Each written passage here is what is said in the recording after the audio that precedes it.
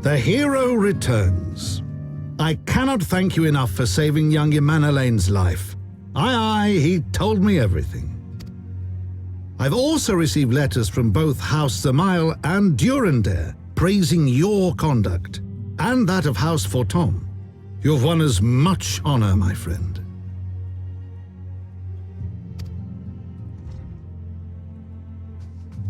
My lord!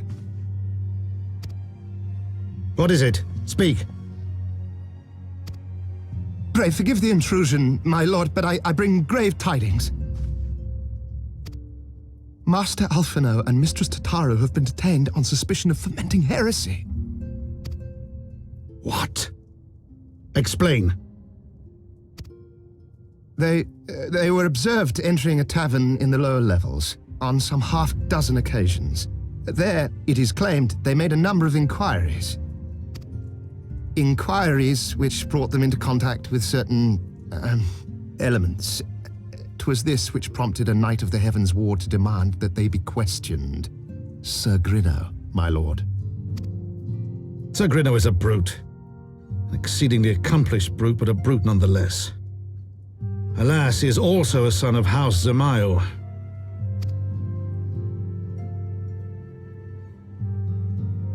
How quickly we forget the petty nature of men.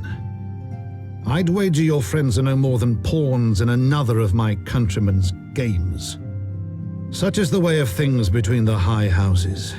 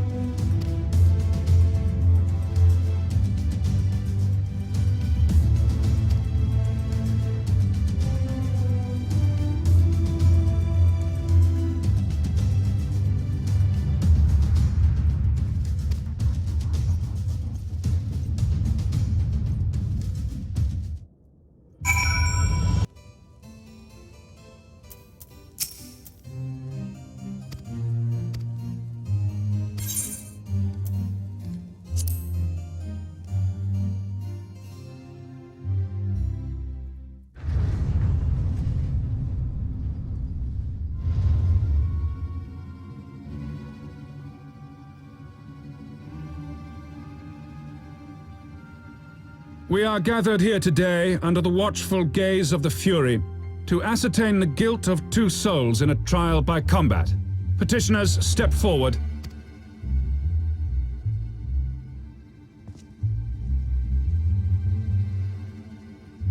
Sir Grinno, for the benefit of all here present, I would ask you to repeat the charges which you have leveled against this man and this woman.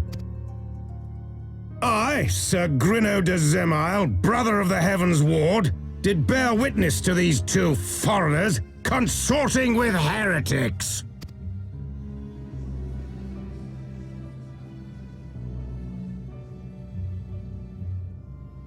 Let the accused step forward.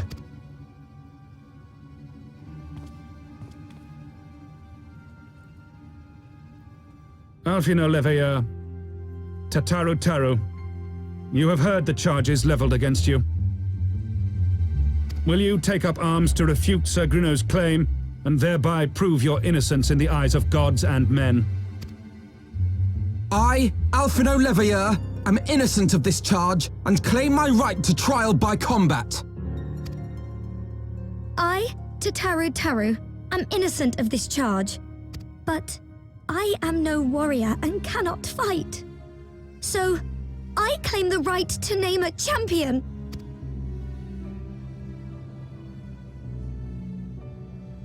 To the old and the infirm, the young and the weak, this right we allow.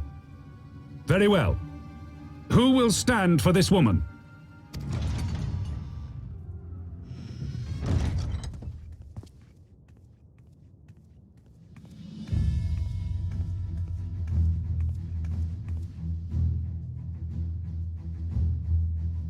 Just as I was beginning to doubt the efficacy of the Ishgardian justice system.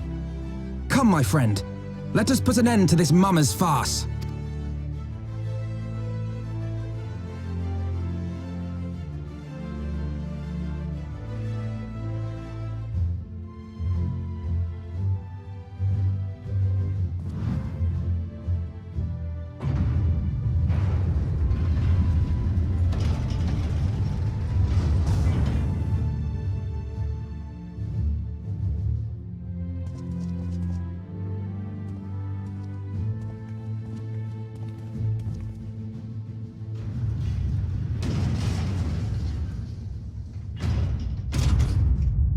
O Halone, render unto us your judgment. Raise up the righteous, and cast down the wicked.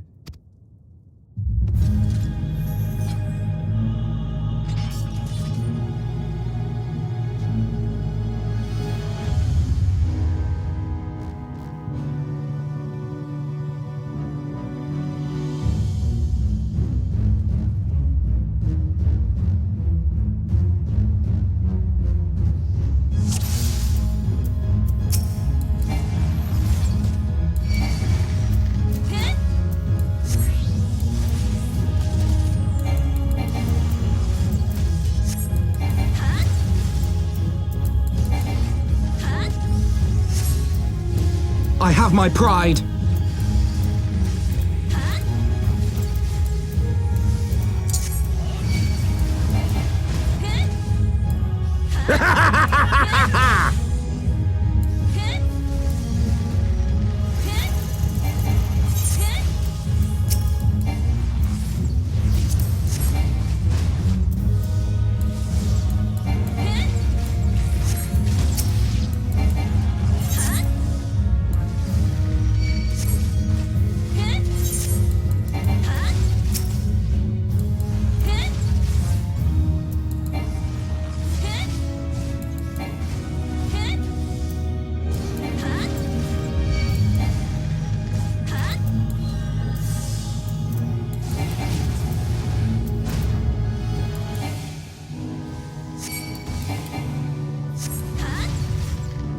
I've got you now.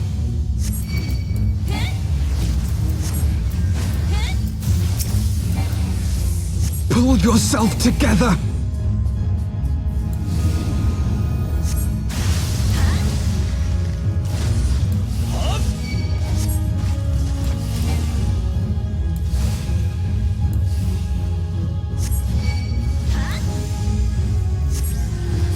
Down! down with you!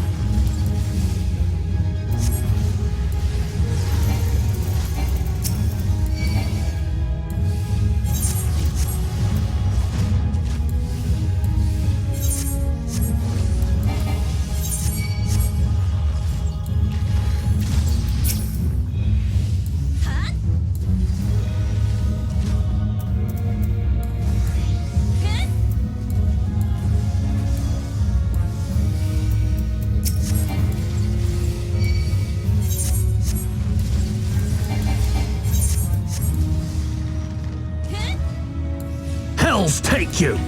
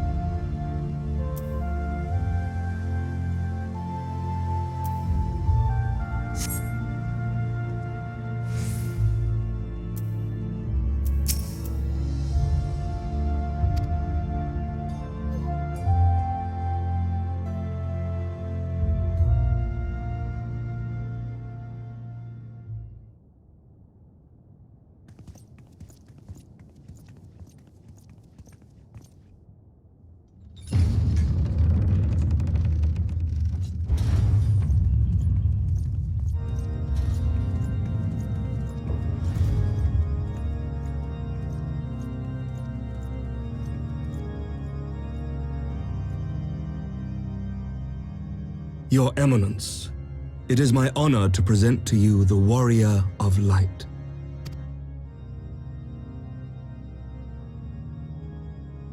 I have heard the tales of your many grand endeavors.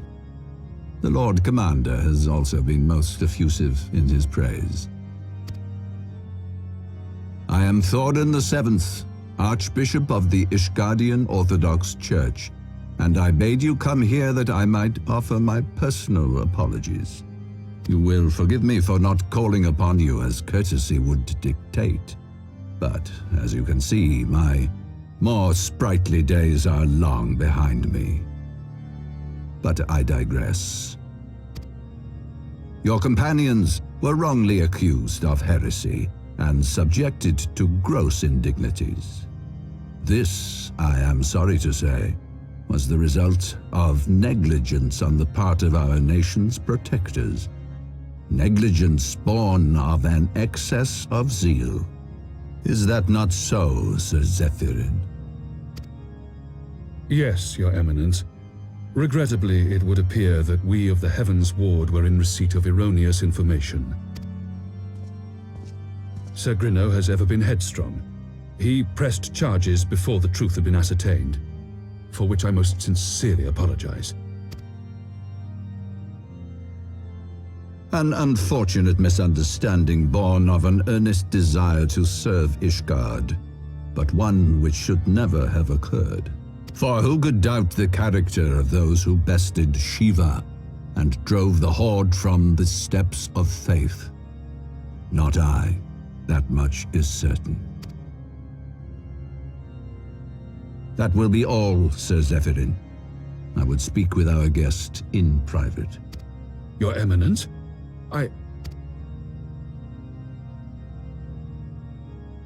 As you wish, Your Eminence.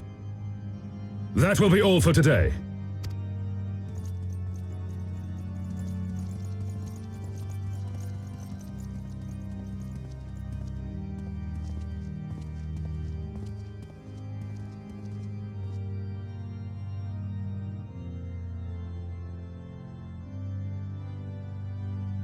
Privacy is a luxury rarely afforded one in my position.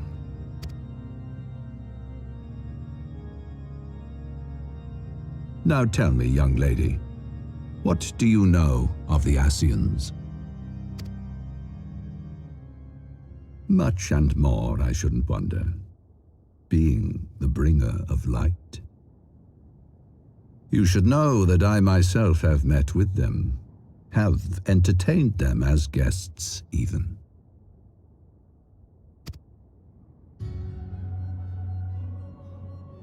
Those harbingers of chaos and strife offered us power that we might continue our war against the dragons. I have no intention of aiding their cause, of course, nor less of being their puppet. Yet, were I to refuse them outright, I should learn naught of their true objectives and remain powerless to stop them. Thus have I hearkened to their words with interest and paid lip service to their beliefs, biding my time and preparing for the inevitable conflict. And why do I tell you this? Because there is naught in this world they fear more than the power of the Warrior of Light. If we are to rid ourselves of these vile interlopers, we must needs work together. With our combined strength, I have faith that we can wrest Eorzea from their grasp and pave the way for a lasting peace. Think on it.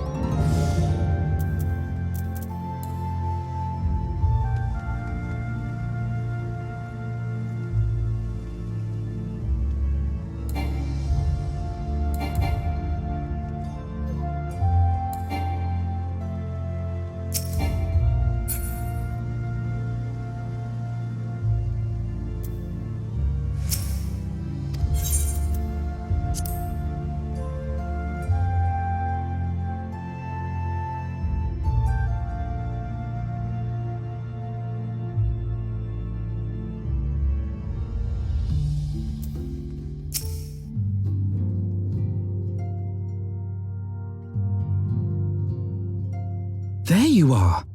I confess I was more than a little concerned when I learned that you had been summoned to the vault. What did they want with you? Well, well. A formal apology and an admonishment of those responsible. I see my fears were wholly misplaced. By the gods! The Archbishop freely admits to consorting with Ascians. So, their ambitions extend to Ishgard as well. We will have new primals to contend with ere long, of that you may be certain. 'Tis but a matter of time. Yet shorn of the support of our missing allies, what can we realistically hope to achieve? In the midst of all the excitement, I completely forgot to tell you. When I was asking around about the Scions, I heard the most awful rumor. General Rauburn is to be executed for crimes against the Sultanate! If the Flame General dies, we will lose a staunch ally, and the one man capable of holding the Sultana's assassins to account. Lord Orchiphon was wise to counsel restraint, but this business will brook no delay. We cannot permit this execution to take place. We must save Rauburn.